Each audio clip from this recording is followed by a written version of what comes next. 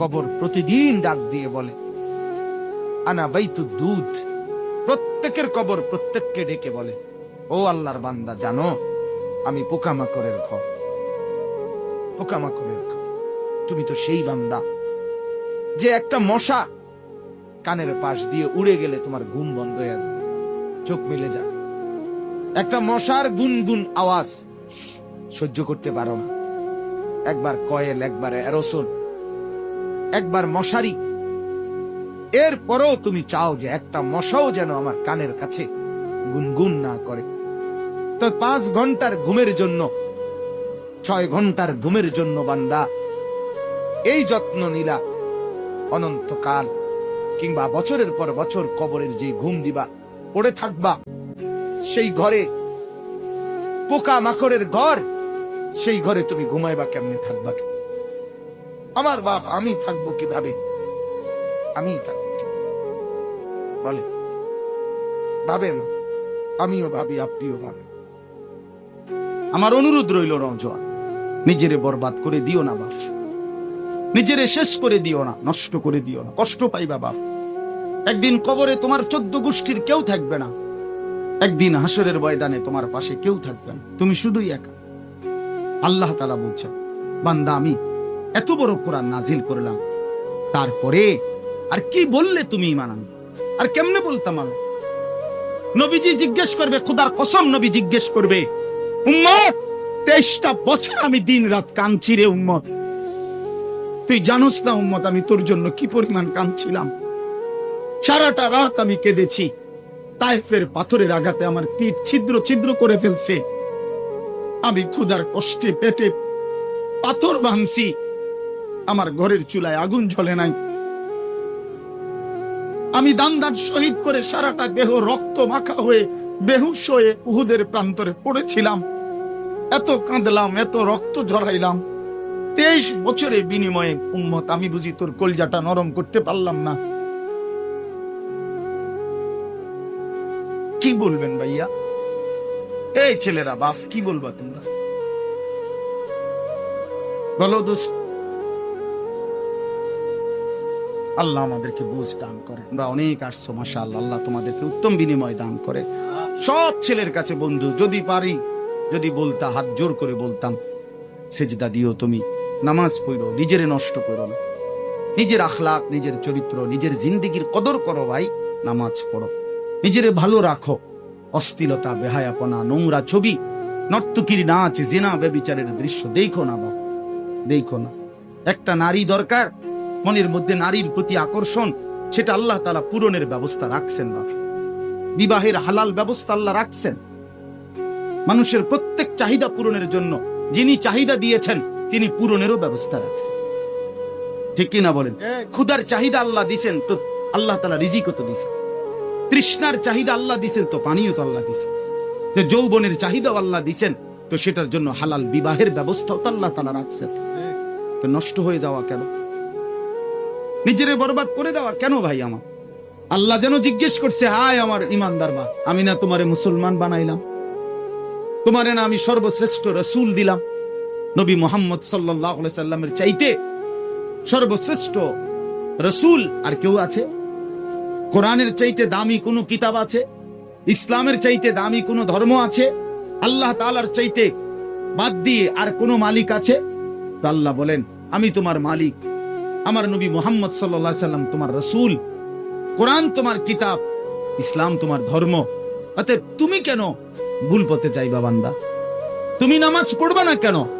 তাইলে নামাজ তুমি যদি না পড়ো, তো এই নামাজ তাইলে কার জন্য দিলাম? হালাল হারাম এটা কার জন্য দিলাম? আমি আল্লাহ। আমার রাসূলকে 23 বছরে আমি সমস্ত কিছু বলাইলাম, তাইলে কার জন্য? আমাদের যদি পছন্দ না হয়, ছেলেরা তোমরাই যদি নামাজ না পড়ো, তো মুসলমানের ঘরে জন্ম নিয়ে যদি তোমারই সেজদা দিতে মনে না চায়, তো তোমার সাথে বেঈমানের তফাৎ কি বেটা? এই অপদার্থ যারা সেজদা দাও না, নামাজ পড়ো না, তুমি জানো মিয়া, যে কপাল সেজদা দেয় না হয়তো মানুষের বাচ্চা না, সমস্ত বেনামাজি এ তো হাইওয়ান, এ তো চতুষ্পদ জন্তু, এ তো চতুষ্পদ জন্তু বাবা। যে কপালে সেজদা নাই সে শয়তান, যে কপালে সেজদা নাই সে ইবলিস, যে কপালে সেজদা নাই সে মালউন, আল্লাহ তাআলার পক্ষ থেকে অভিশপ্ত। কোরআন শরীফে আছে। ইবলিসকে কেন ইবলিস বলে? সেজদা দেয় না। শয়তানকে কেন শয়তান বলল? আগে কি তারে শয়তান কইতো? সেজদা দেয় নাই তো এখন থেকে শয়তান, সেজদা দেয় নাই এখন থেকে ইবলিস, সেজদা দেয় নাই এখন থেকে রজিম, অভিশপ্ত। সেজদা দেয় নাই, এই কারণে আল্লাহ বলছে ওয়া ইন্না আলাইকাল লানাতা ইলা ইয়াউমিদ্দিন, তোর উপরে কিয়ামত পর্যন্ত আমি আল্লাহর লানত। কি নিয়ে আসা, কি বলো ভাই? এত লানত নিয়া, আল্লাহর এত অভিশাপ নিয়া দুনিয়ায় চলবে কেমনে? আখিরাত চলবে কেমনে? জীবন মানে শুধু কয়টা ভাত মাছের নাম ভাইয়া? একটু ঘুমাইতে পারলাম, একটু খানা দানা খাইলাম, কয়টা টাকা রোজগার করলাম, যৌন চাহিদা, লজ্জাস্থানের চাহিদা পূরণ করলাম, খালাস, এর নাম দুনিয়া? এ তো জন্তু জানোয়ারেরও পূরণ হয়। গরু, ছাগল, কুকুর, বিড়ালও তো খায় ভাই, এরাও তো ঘুমায়, এরাও তো পেশাব পায়খানা করে, এদেরও তো যৌন চাহিদা পূরণ করে। নাহলে কুত্তার বাচ্চা হয় কেমনে? বিড়ালের ছাও হয় কেমনে? সে যদি যৌন চাহিদা পূরণ না করে, তো জীবন মানে এটুকুই, জীবন মানে এর দূরই। তাহলে পার্থক্য কি আমাদের? পার্থক্য কোথায় বাপ? তো আল্লাহ তাআলা আমাদের কাছে বললেন ইত্তাকুল্লাহ, বান্দা আমি এটা চাই তোমার কাছে, তুমি গুনাহ করো আর 10 জন যা ইচ্ছা তাই করো, তুমি নাফরমানি করো না। তুমি আমার পছন্দের বান্দা, আমার গোটা জান্নাত আমি তোমার জন্য বানাইছি। তুমি আসবা ঈমান নিয়া, তাকওয়া নিয়ে, আমি আমার পুরাটা জান্নাত, অনন্তকালের জান্নাত তোমারে বুঝায় দেব,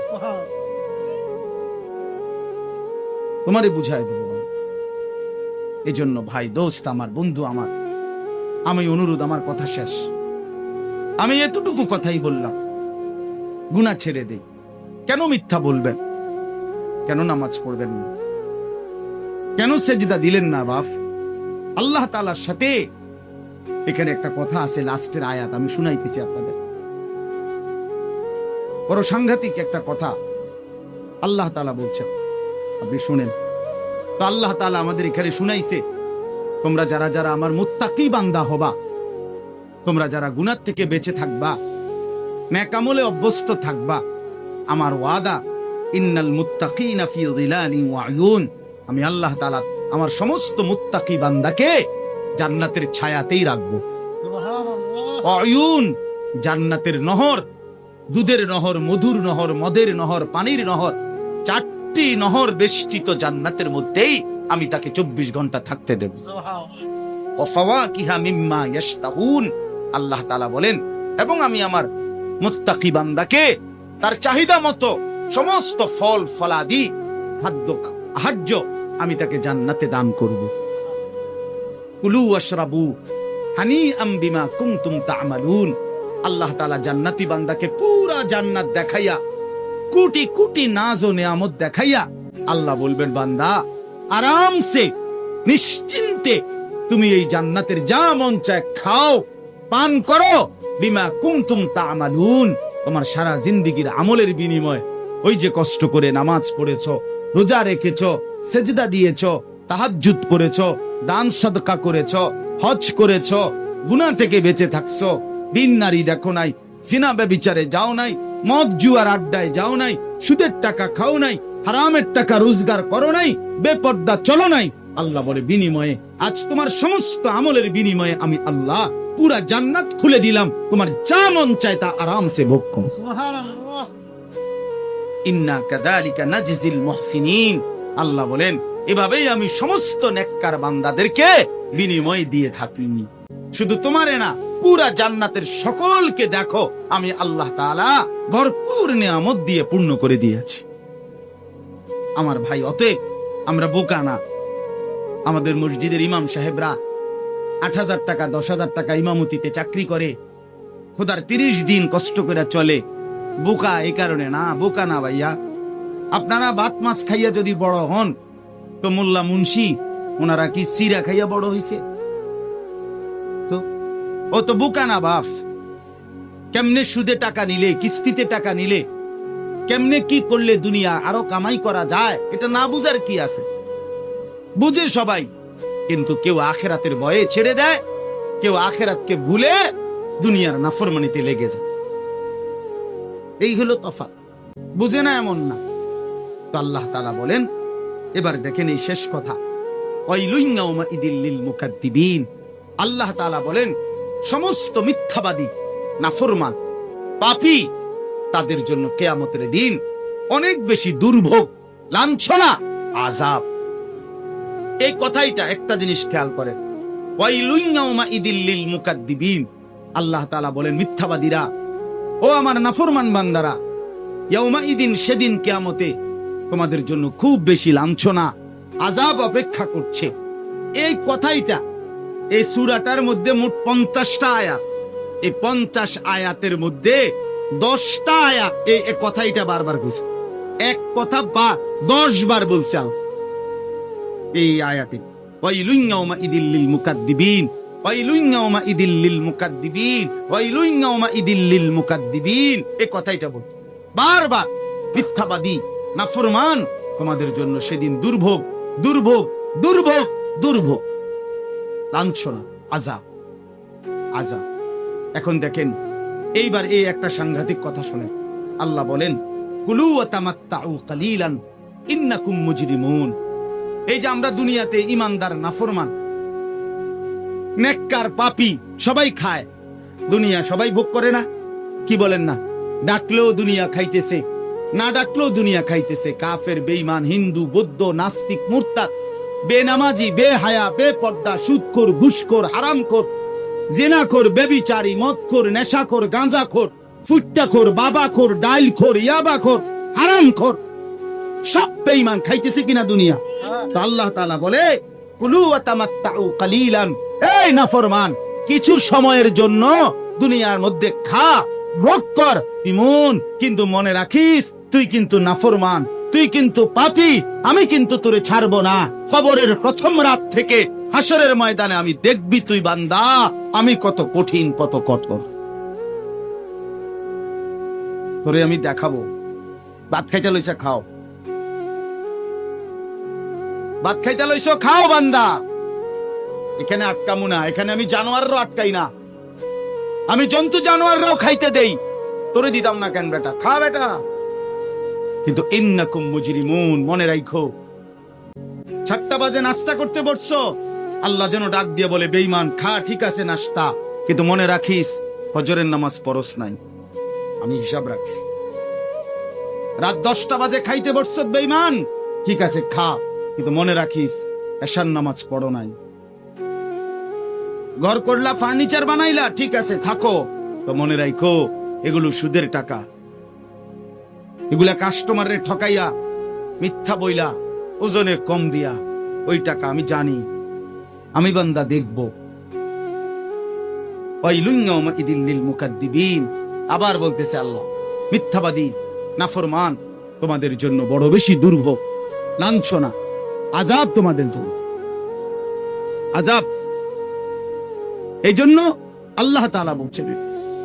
এরপরে আবার বলে দেখেন, ওয়া ইযা কিলা লাহুমুর কাউ লা ইয়ারকাউন। এই ছেলেরা তোমরা সবাই শোনো, আল্লাহ তাআলা আবারও বলতেছে, সমস্ত মিথ্যাবাদী, নাফরমান, তোমাদের জন্য হাসরের ময়দানে কেন লাঞ্ছনা হবে?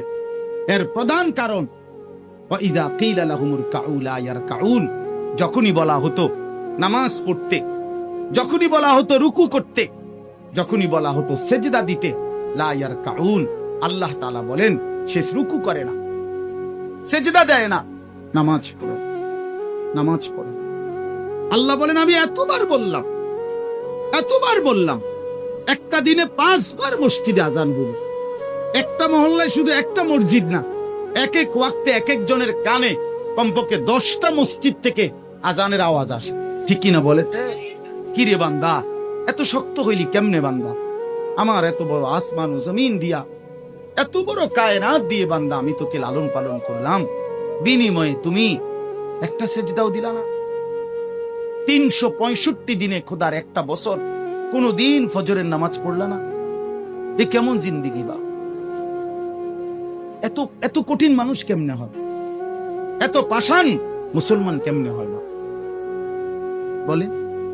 আল্লাহ তাআলা বলছেন ইদা কিলা লাহুমুর কাউ লা ইয়ারকাউন, নাফরমান মনে রাখিস, বারবার তোকে নামাজের কথা বলা হয়েছিল, তুমি পড়ো নাই, আমি কিন্তু ছাড়বো না। খাইতে দিছি খাইতে আমি কাফেরও দেই, দুনিয়া তো আমি বেঈমানকেও দেই, দুনিয়া আমি কুকুর বিড়ালকেও দেই, দুনিয়া তো আমি শুকরকেও খাইতে দেই। আমরা এক মানুষ যা খাই, জন্তু জানোয়ার তার চাইতে বেশি দুনিয়া খায়, ঠিক না?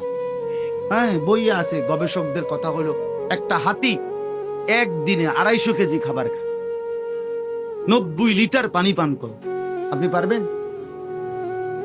একটা তিমি এক বেলা 200 শক্ত সামর্থ্য যুবক এক বেলা যা খায়, সেই সমপরিমাণ একটা তিমি এক বেলা তা খায়। তো দুনিয়া তারা বেশি ভোগ করে না? কথা বলে। তাহলে ভাইয়া, দুনিয়া খুব বেশি আমরা ভোগ করি না। আল্লাহ বলে, বান্দা নামাজ পড়লা না, ঠিক আছে, আবারও বললাম, সমস্ত মিথ্যাবাদী নাফরমান পাপী মনে রেখো, সেদিন তোমাদের জন্য আযাব হবে। এই শেষ কথা হলো আল্লাহ তাআলা বলেন, এই শেষ কথাটা আবার আমার মনোযোগ দিয়ে শুনেন। আমার ভাই, আল্লাহ তাআলা একটা আশ্চর্য কথা বলছে। আল্লাহ বলছে, বান্দা তুমি জানো আমি 23 বছরে আমার প্রিয় রসুলের মাধ্যমে 30 পারা কোরআন নাজিল করে, আমার সর্বশ্রেষ্ঠ কথা এগুলো আল্লাহর কথা কিনা? বলেন না ভাই? আল্লাহ বলেন 23 বছরে 30 পারা কোরআন নাজিল করে আমি আমার সর্বশ্রেষ্ঠ আমার কথাগুলো আমি তোমাকে জানাইলাম। আর আমার সবচেয়ে প্রিয় রসুল 1.25 লাখ আম্বিয়ার মধ্যে সর্বশ্রেষ্ঠ রসুল আমি তোমাকে দিলাম, কিতাবও দিলাম সর্বশ্রেষ্ঠ, রসুলও দিলাম সর্বশ্রেষ্ঠ। আল্লাহ বলছে, বান্দা এরপরে আর কোন কথা বললে, আর কোন নবী পাঠাইলে তুমি ঈমান আনতা? আর কি বললে ঈমান আনতা? আর কি বললে আমারে বিশ্বাস করতা? আর কেমনে বললে বান্দা সেজদা দিতা?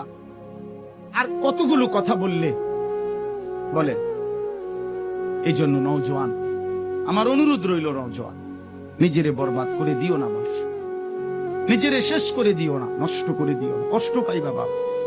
একদিন কবরে তোমার 14 গোষ্ঠীর কেউ থাকবে না, একদিন হাসরের ময়দানে তোমার পাশে কেউ থাকবে না, তুমি শুধুই এক। আল্লাহ তাআলা বলছেন, বান্দা আমি এত বড় কোরআন নাজিল করলাম, তারপরে আর কি বললে তুমি ঈমান? আর কেমনে বলতাম আমি? নবীজি জিজ্ঞেস করবে, খোদার কসম নবী জিজ্ঞেস করবে, উম্মত 23টা বছর আমি দিন রাত কাঁদছি রে উম্মত, তুই জানোস না উম্মত আমি তোর জন্য কি পরিমাণ কাঁদছিলাম? সারাটা রাত আমি কেঁদেছি, তায়েফের পাথরের আঘাতে আমার পিঠ ছিদ্র ছিদ্র করে ফেলছে, আমি ক্ষুধার কষ্টে পেটে পাথর ভাঙছি, আমার ঘরের চুলায় আগুন জ্বলে নাই, আমি দান শহীদ করে সারাটা দেহ রক্ত মাখা হয়ে বেহুশ হয়ে উহুদের প্রান্তরে পড়েছিলাম, এত কাঁদলাম, এত রক্ত ঝরাইলাম, 23 বছরের বিনিময়ে উম্মত আমি বুঝি তোর কলিজাটা নরম করতে পারলাম না? কি বলবেন ভাইয়া? এই ছেলেরা বাপ, কি বলবা তুমি? বলো দোস্ত।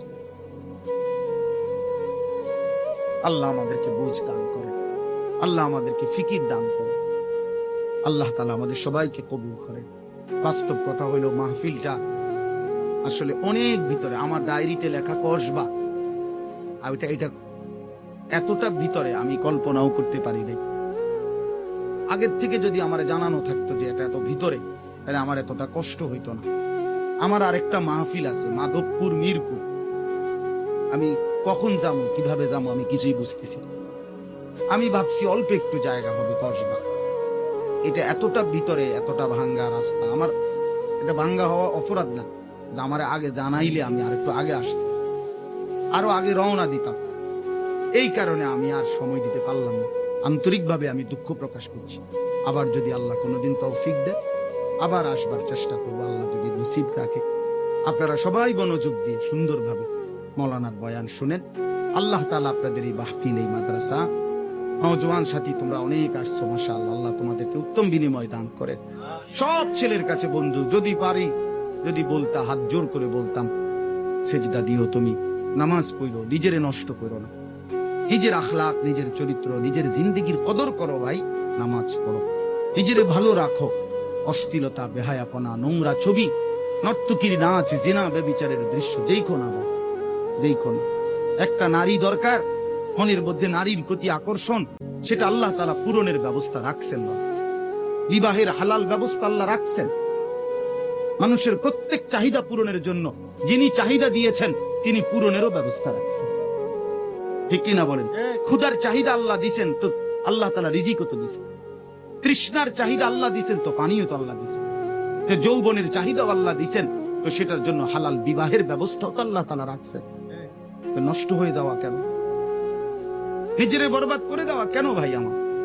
দয়া করে প্রত্যেকে ইনশাআল্লাহ আখলাকের হেফাজত করি এবং 5 ওয়াক্ত নামাজ পড়তে চেষ্টা করি। আল্লাহ আমাদেরকে তৌফিক দেন, কবুল করেন।